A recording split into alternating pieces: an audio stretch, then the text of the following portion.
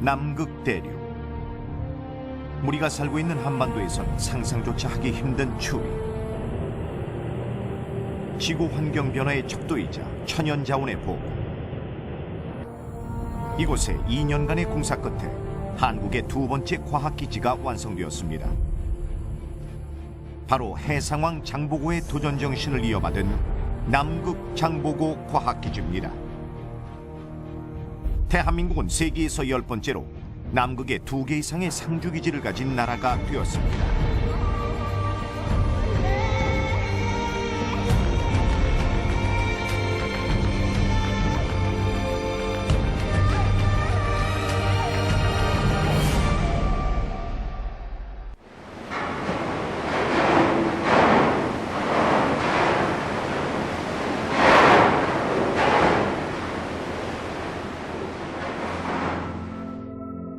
지금 우리가 아라온을 타고 가고 있는 곳은 동남극 빅토리아랜드의 테라노바만입니다.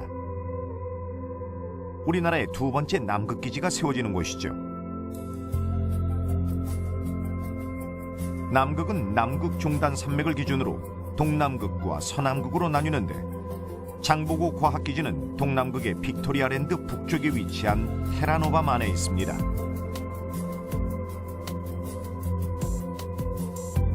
장보고 기지에서 4,500km 떨어진 남극반도 끝에는 대한민국 1호 남극 과학기지인 세종기지가 있습니다.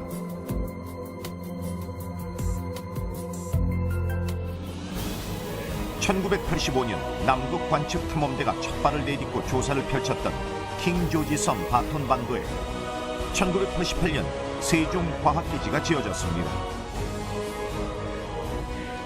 세종기지는 남극반도 끝 섬에 위치한 탓에 운석연구, 빙하연구 등 남극 대륙 깊숙한 곳에서 할 수 있는 연구활동을 하기엔 부족했습니다. 무엇보다 극지 연구에 필요한 시설 기반이 다른 나라에 비해 반세기가량 늦어 있었습니다. 현재 남극 연구의 선두주자는 미국입니다. 이미 1957년 남극점에 아문센 스콧 기지를 지었고, 맥머도 기지는 남극 연구의 허브 역할을 할 뿐만 아니라 이 지역의 주도권을 갖는 결정적 역할을 하고 있습니다. 최근 활동 범위를 넓혀가는 국가는 중국입니다. 세 개의 남극 기지를 보유한 중국은 2015년까지 2개의 기지를 추가 건설할 예정입니다. 우리나라도 대륙기지를 짓기로 하고 2006년부터 대륙기지 후보지를 찾아 나섰고 2010년 테라노바만을 건설지로 결정하게 됩니다.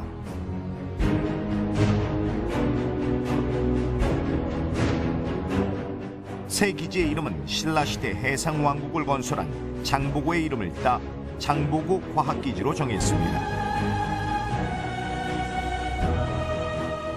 테라노바만이 대륙기지 건설지로 확정된 후 장보고 기지 건설단이 구성되었습니다. 현대건설을 중심으로 컨소시엄을 구성하고 해외 건설 현장에서 경험이 많은 인력 300여 명입니다.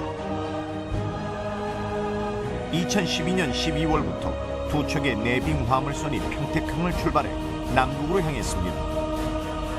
쇠빙선 아라온이 앞장섭니다. 아라온이 두꺼운 해빙을 뚫어주어야 화물선이 기지 건설 현장으로 접근할 수 있기 때문입니다.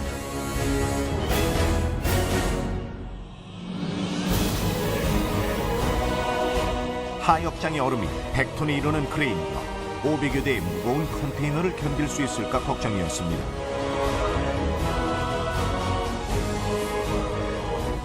다행히 모든 건설 자재가 성공적으로 운반되었고 장보고 기지 건설이 본격적으로 시작되었습니다.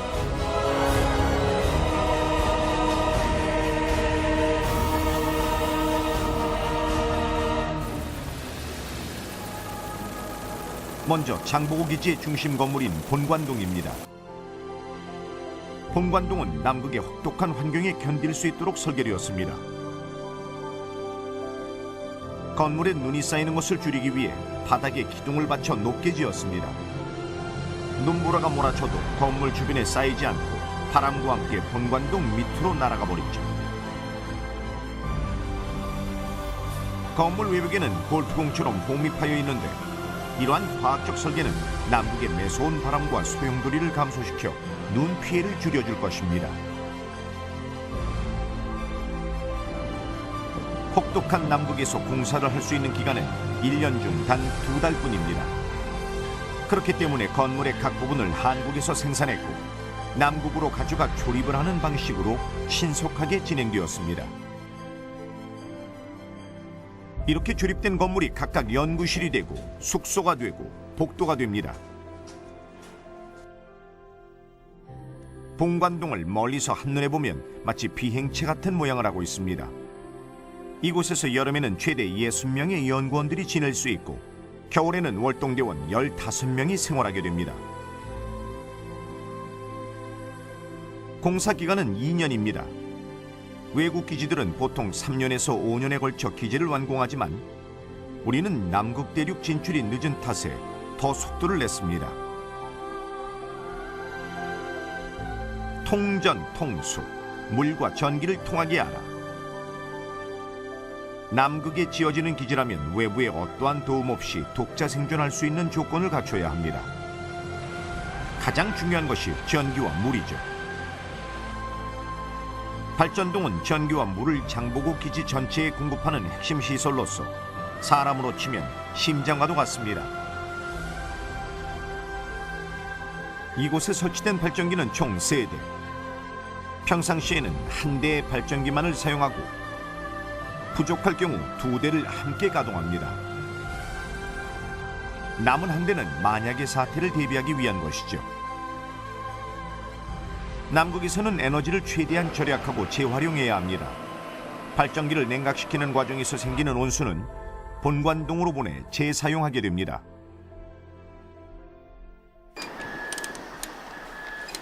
발전동 외벽에서도 친환경 에너지를 얻고 있습니다. 바로 태양열입니다. 풍력 발전기는 우리가 보던 모습과 많이 다릅니다. 소형의 수직형 풍력 발전기로 소음 발생이 거의 없고 남극 도둑갈매기와의 충돌을 예방하도록 설계되었습니다. 이렇게 태양과 바람을 이용해 얻은 전력은 발전기와 연결하여 서로 통합적으로 운용될 것입니다. 환경오염을 줄이고 남극 생물을 보호하기 위한 친환경 기지인 것입니다. 물 생산과 공급에 관련된 시설들도 발전동에 모여 있습니다.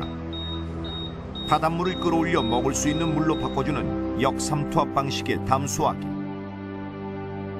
생활오수를 생물학적 방법으로 정화하여 재활용하는 오폐수 처리 시설, 소방시설, 급탕 펌프 시설 등입니다. 남극의 평균 기온은 영하 38도 때문에 배관이 얼어붙는 것을 철저히 방지해야 합니다. 만약 배관이 얼어버리면 물과 기름 공급이 중단되어 기지를 운영할 수 없기 때문이죠. 비상대피동은 예상치 못한 사고가 발생할 경우 대피하기 위한 건물입니다. 월동대원 15명이 생활하는 데 필요한 침실, 주방, 화장실 등이 갖춰져 있고 275kW급 디젤 발전기가 설치됩니다. 이처럼 남극 장보고 과학기지는 남극에서 발생할 수 있는 최악의 상황을 대비해 지어졌습니다. 남극의 혹독하고 변덕스러운 날씨는 기지 건설에 큰 장애물이었습니다. 카타바트, 남극의 급격한 산사면에서 공기가 얼어 해안가 쪽으로 급하게 하강하는 바람입니다.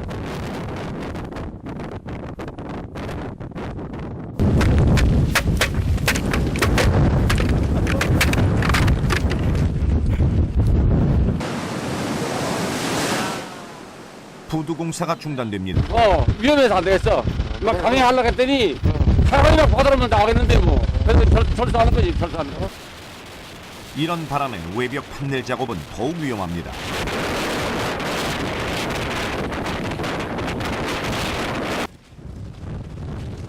건설단은 눈이 그칠 때까지 일선을 멈추고 조용히 날씨가 잠잠해지기를 기다립니다.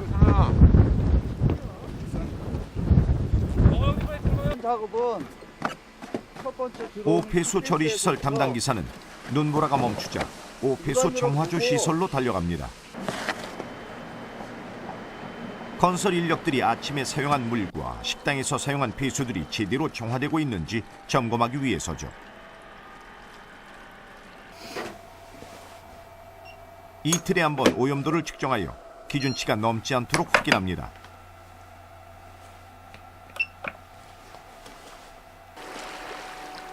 영하 2도의 차가운 바닷속에 들어가야 하는 작업도 있습니다.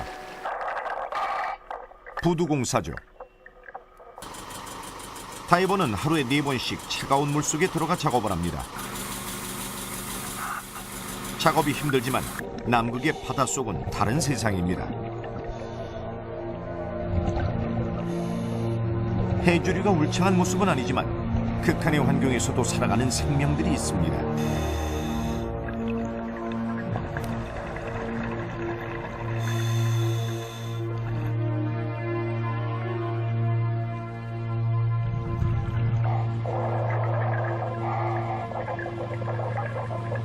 종종 외들 해표와 만나기도 합니다.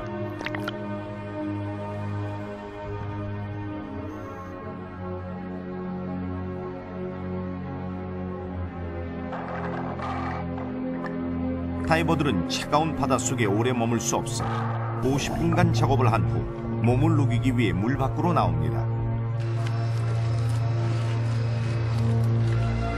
하루 일과를 마친 후 꿀맛과도 같은 저녁 식사. 변화무쌍한 남극에서의 하루가 저물어갑니다. 장보고 기지가 완성된 후 남극에서는 어떤 연구를 하게 될까요?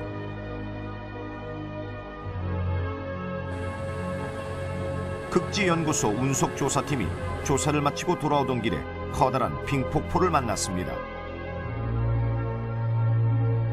천천히 흐르던 빙하가 두 개로 쪼개지고 빙하 표면이 녹아 물들이 한 곳에 모이면서 장관을 만들어냈습니다.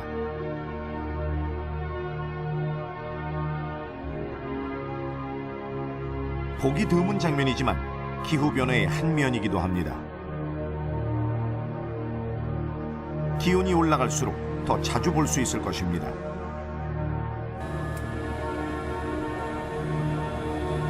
남극 연구의 최대 관심사는 기후변화입니다. 빙하 코어. 빙하 깊은 곳에서 꺼낸 후 잘라낸 얼음을 빙하 코어라고 합니다. 빙하 코어는 나이테처럼 일정한 층을 이루고 있습니다. 이 층을 따라 내려가면 점차 수십, 수백만 년 전의 과거로 여행할 수 있죠. 남극의 얼음에는 과거 지구의 기후를 반영하는 여러 가지 기록들이 담겨 있어서 이를 분석하면 시기별 기후변화를 알 수 있습니다. 장보고 기지가 완성되면 우리나라 연구진도 대륙 깊숙한 곳에 진출하여 본격적인 빙하 시추를 하게 됩니다. 장보고 기지 인근에는 다양한 빙하들이 발달되어 있습니다. 특히 연구원들이 주목하고 있는 곳은 기지 남쪽에 길게 뻗어나온 데이비드 빙하입니다. 데이비드 빙하는 움직이는 속도가 무척 빨라 1년에 500m씩 이동합니다. 다른 곳에 비해 빠른 이유가 무엇일까요? 빙하의 움직임에 영향을 끼치는 것은 무엇이며 빙하의 움직임이 가속되면 빙하 및 지각에 어떤 변화가 일어날까요? 이 모든 비밀을 풀 수 있는 열쇠는 진동입니다.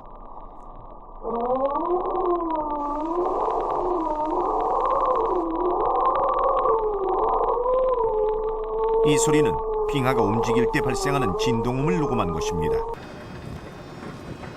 지진이나 빙하, 지각이 움직이면서 발생하는 진동을 측정하여 빙하 지역의 비밀을 밝히려는 것입니다.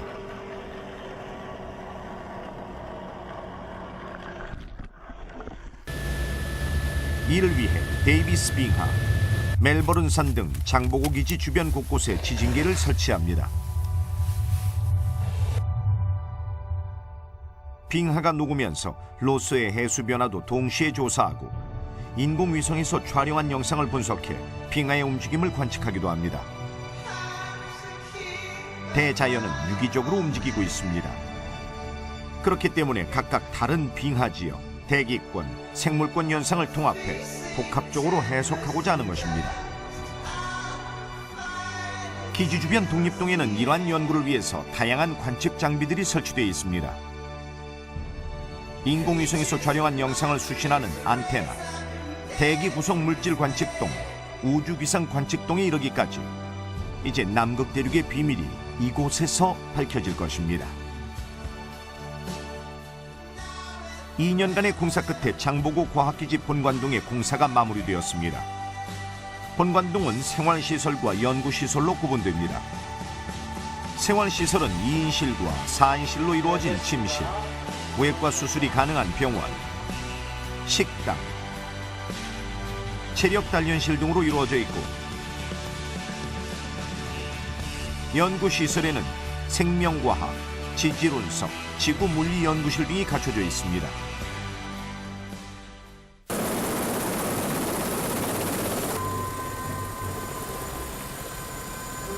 장보고 과학기지에 15명의 1차 월동대원들이 도착했습니다.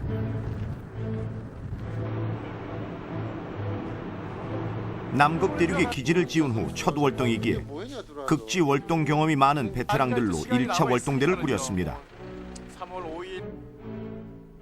대원들은 맡은 분야별로 각각 시설 점검에 나섭니다. 실제로 기지를 운영해야 하기에 각 시설과 장비 사용법을 익혀야 합니다. 발전 담당 대원이 도착하자마자 발전동을 찾았습니다. 세대의 열 병합 발전기는 기지 시설의 핵심이기에 제대로 가동되는지 꼼꼼히 살펴봅니다. 통신 담당 대원은 본관동 4층 통신실에 주로 머물 예정입니다. 기지 곳곳에 설치된 CCTV를 통해 기지 상황을 확인하고 인터넷을 포함한 모든 외부와의 원활한 통신을 담당합니다. 이곳은 세종기지보다 더 춥고 혹독한 남극 대륙입니다. 남극점에 더 다가간 곳이죠. 극지과학과 환경변화 연구의 최적지입니다.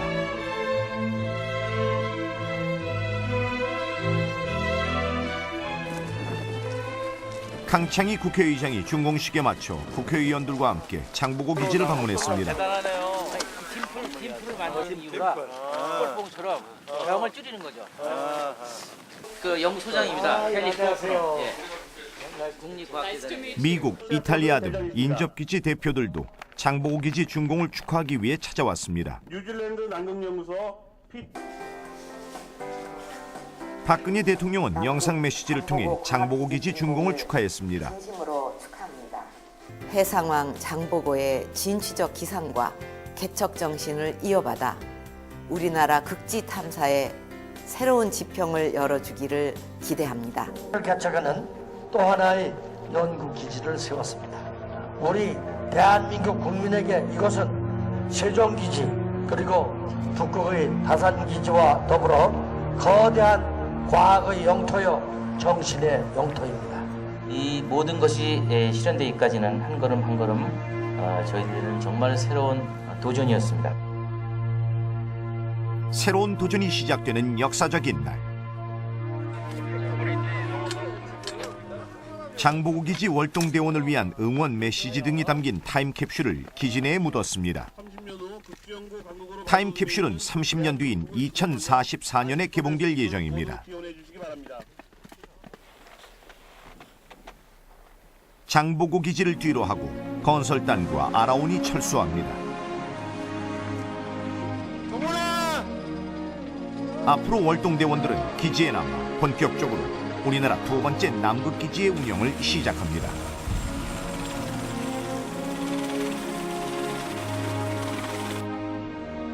이제 킹조지섬 세종과학기지와 남극대륙 장보고 과학기지 그리고 쇠빙연구선 아라온을 잇는 남극 종합 네트워크가 완성되었습니다.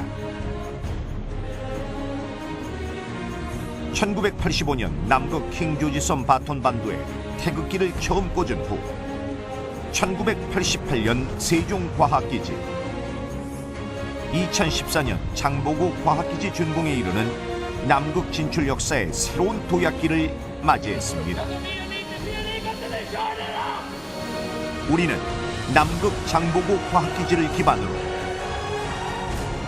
세상 끝에서 인류의 미래를 위하여 새로운 과학의 영토를 넓혀갈 것입니다.